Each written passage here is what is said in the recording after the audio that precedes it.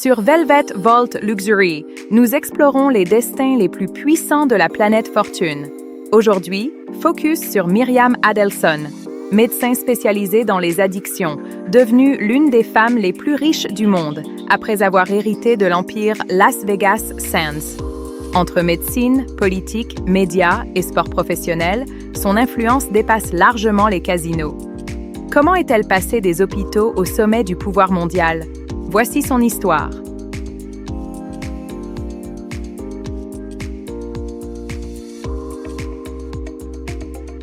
Myriam Adelson naît en 1945 à Tel Aviv, dans une famille juive d'origine polonaise ayant fui l'Europe avant la Seconde Guerre mondiale. Elle grandit dans un jeune État en construction, marqué par la résilience, le travail et l'exigence. Chez elle, l'éducation est une priorité absolue. La discipline, le mérite et la contribution à la société sont des valeurs fondamentales. Très tôt, Myriam comprend que réussir n'est pas un privilège, mais une responsabilité. Elle choisit la médecine. Dans l'Israël des années 60, devenir médecin représente à la fois un accomplissement intellectuel et un engagement social profond. Elle étudie à l'Université hébraïque de Jérusalem, puis à l'Université de Tel Aviv, où elle se distingue par sa rigueur. Spécialisée en médecine interne, elle s'oriente rapidement vers un domaine encore marginal à l'époque, le traitement des addictions. Là où beaucoup voient un sujet tabou, elle perçoit un défi scientifique et humain. Dans les années 1980, elle part aux États-Unis pour poursuivre ses recherches à la Rockefeller University à New York. Elle y approfondit l'étude de la dépendance aux opioïdes, anticipant sans le savoir une problématique qui deviendra majeure dans la société américaine.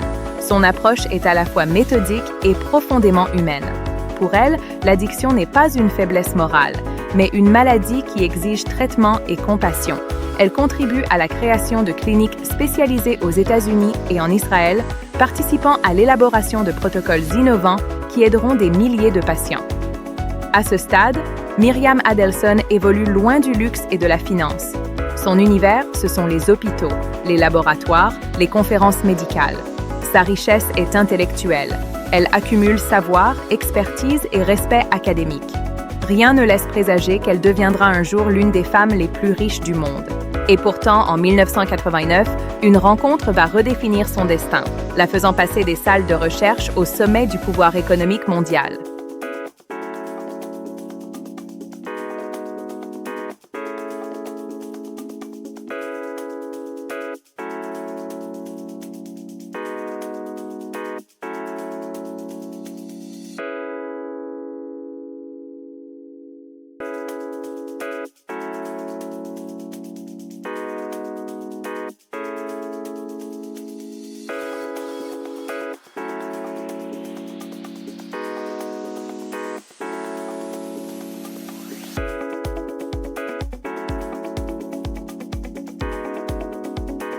En 1989, la trajectoire de Myriam Adelson bascule.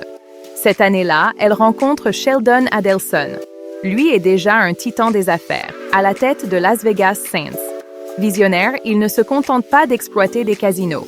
Il révolutionne l'industrie en créant des complexes intégrés mêlant hôtels de luxe, centres de congrès, shopping et divertissement.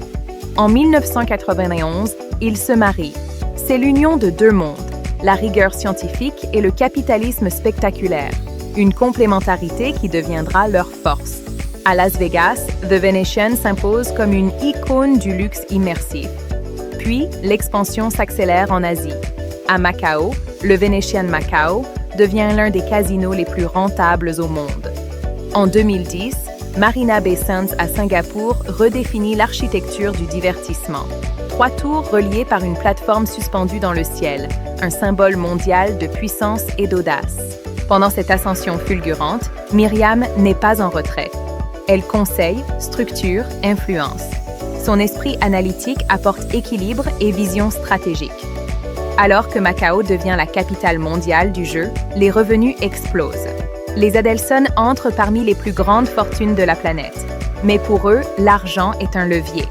Un levier d'influence économique, politique, philanthropique. Et bientôt, leur pouvoir dépassera largement le monde des casinos.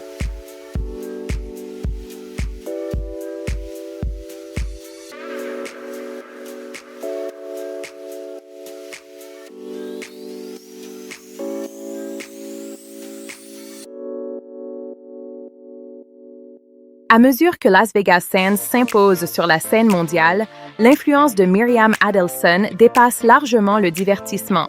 Elle devient l'une des plus grandes donatrices du Parti républicain aux États-Unis, soutenant activement des campagnes présidentielles et des causes conservatrices.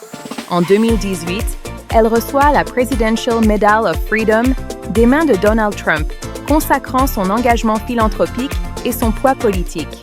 Attachée à ses racines, elle soutient fortement les relations américano-israéliennes et finance de nombreuses initiatives éducatives et culturelles. Elle joue aussi un rôle majeur au sein du quotidien israélien Israel Hayom, renforçant son influence médiatique. Son pouvoir devient multidimensionnel, économique, politique, médiatique et philanthropique. Malgré cette ascension, elle reste engagée dans la recherche contre les addictions, fidèle à son identité de médecin. Puis, en 2021, après le décès de Sheldon Adelson, elle hérite d'une participation majoritaire dans Las Vegas Sands. Et tout change. Miriam Adelson n'est plus seulement une partenaire influente. Elle devient l'une des femmes les plus puissantes du monde des affaires.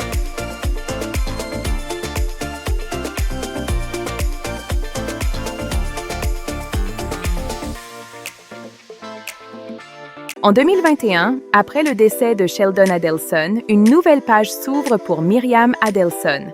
Elle devient l'actionnaire majoritaire de Las Vegas Sands, prenant le contrôle d'un empire mondial du divertissement implanté à Las Vegas, Macao et Singapour. Un groupe qui a redéfini l'industrie du casino en la transformant en expérience de luxe intégrée.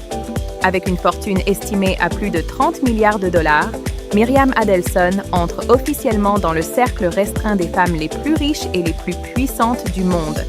Mais elle ne se contente pas d'hériter d'un patrimoine colossal. Elle en assume la direction stratégique. Elle supervise les grandes orientations, veille à la stabilité financière du groupe et consolide son positionnement international. Son approche est méthodique, réfléchie, institutionnelle. En 2023, elle marque un nouveau tournant en acquérant une participation majoritaire dans les Dallas Mavericks. Cette entrée dans la NBA illustre sa volonté de diversifier son influence en s'implantant dans l'univers du sport professionnel américain et de la culture globale.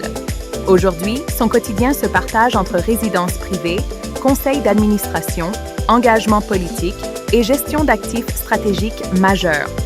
Contrairement à certains milliardaires qui cultivent l'extravagance, Miriam Adelson adopte une posture plus discrète et institutionnelle. Sa richesse n'est pas une mise en scène, c'est un outil, un levier d'influence économique, un levier politique, un levier philanthropique. De médecin engagé à stratège mondial, elle incarne désormais une forme de pouvoir silencieux, mais déterminant, celui qui façonne les décisions bien au-delà des projecteurs.